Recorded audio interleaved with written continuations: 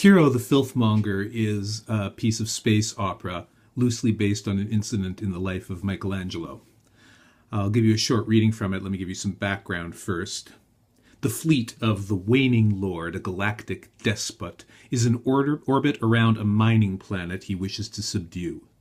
The siege took far too long because of the powerful, not to mention transcendently elegant, fortifications designed by a man that the conservative residents of the planet call Curo the Filthmonger.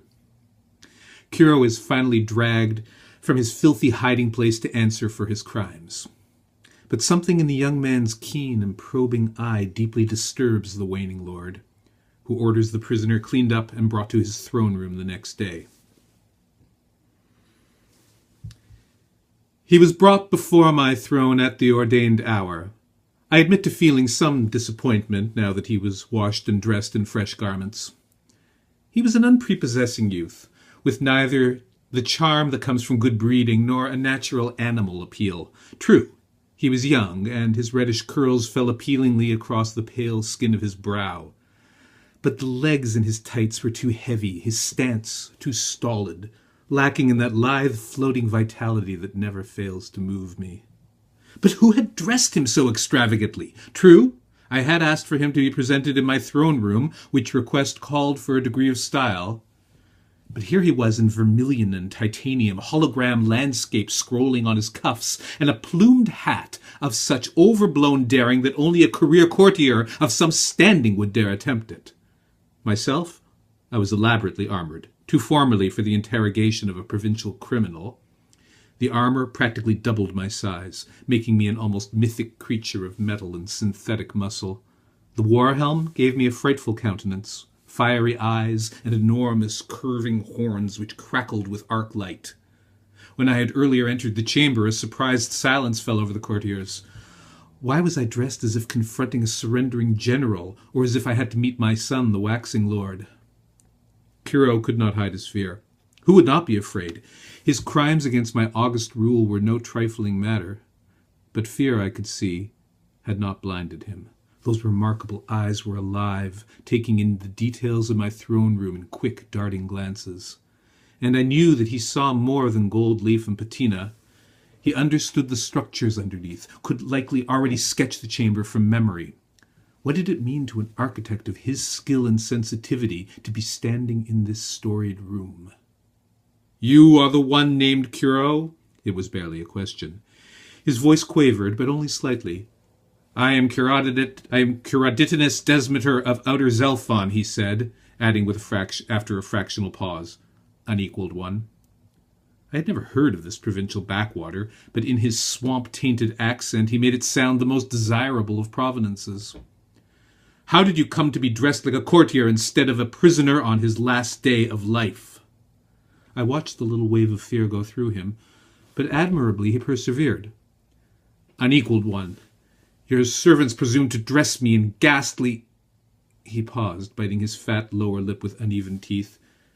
"They meant to dress me in clothes that would have insulted your personage and the legendary hall in which I am honored to stand." Again I felt those eyes on me, peeling away my defenses. I had to look away. I barked at my Chief Justice. "Well, who is this Curo? He's clearly no miner. What was he doing on this desolate rock in the first place?"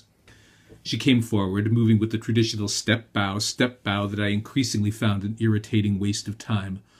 "Lord, he crashed a skip jumper on the planetoid 8 months ago.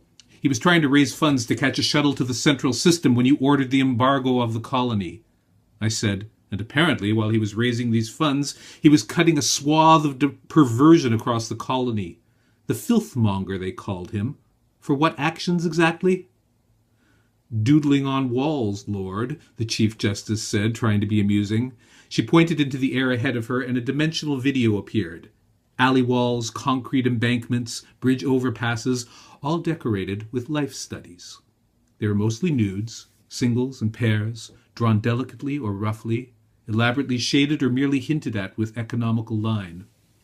The final clip in the montage showed Curo at work, drawing quickly and confidently with a brush, bringing a naked man and woman to life. He never paused in his drawing or stepped back to contemplate his next stroke. He knew exactly what he wanted. And then the rocks were flying, citizens in the nearby park hurling projectiles and imprecations at the youth, who fled in his grey, threadbare cloak. "Monster!" they shouted. "Think of the children who will see this filth in the morning." But it wasn't filth, and Curo no filthmonger. It was sublime. Now I wished I had bombed the miners to oblivion. What base idiots not to recognize the genius among them. The couple he had produced on the wall were clearly lovers in the aftermath of some terrible fight. The slump of the man's shoulders showed his despair, the tenseness of the woman's her aching resolve. The man reached a hand toward her, but she either didn't see it or didn't want to. All was there in those simple, rough lines. The blood and bone, the disappointment and bitterness, the love that endured despite the pain. "Villain!" the crowd called after his retreating figure.